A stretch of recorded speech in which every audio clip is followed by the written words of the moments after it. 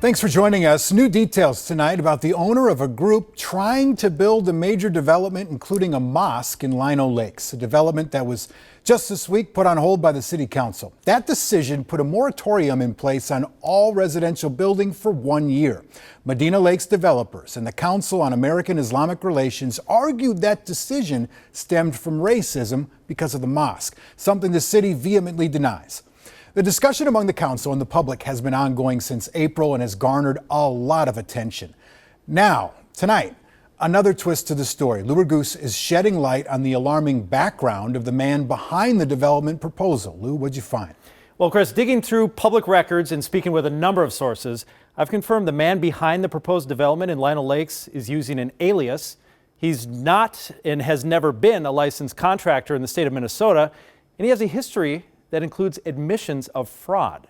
I stand before you with a humble heart. The man behind the proposed Lino Lakes housing development and mosque calls himself Faraaz Yussuf, but court records show his name is actually Faraaz Mohammed, and he has a past that includes a fraud conviction in criminal court and fraud allegations in civil court. As a builder, I can proudly say that I have fewer lawsuits than most. And despite telling the public, as well as KARE 11 News in a past interview, that he is a longtime builder. I myself have been a residential builder and developer for the last 8-9 years. KARE 11 News has confirmed that despite starting the process with the state in 2019, Mohammed is not and never has been a licensed contractor in the state of Minnesota.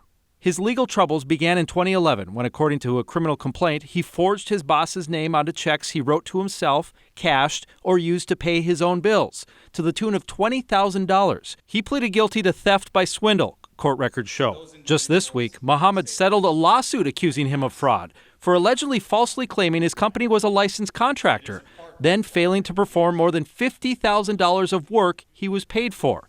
Mohammed agreed to pay the plaintiff in installments with no response to the allegations. Back to that new name, the lawsuit also claims Mohammed uses aliases including Faraaz Yussuf to confuse, mislead, or otherwise defraud persons with whom he does business. Faraaz Yussuf is the name he's been using regarding his latest company, Zikr Holdings, which records show was created in December 2023, less than 4 months before presenting the idea of the Muslim-centric Medina Lakes development project to the Lino Lakes City Council. Council members this week voted to pause the proposal for 1 year to further research that amount of growth, while Mohammed and the Minnesota Council on American-Islamic Relations accused them of Islamophobia. Mohammed's company, Zikr Holdings, boasts a proven track record spanning over 10 years, creating thriving communities. Mohammed's father told us he has been doing a lot of contracts. Like working for other companies, though, or what? No, his own projects, yeah. But he's not a contractor.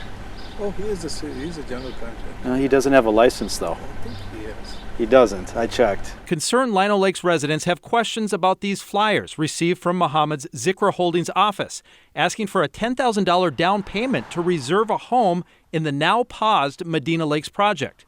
The fine print says down payments are non-refundable after 30 days.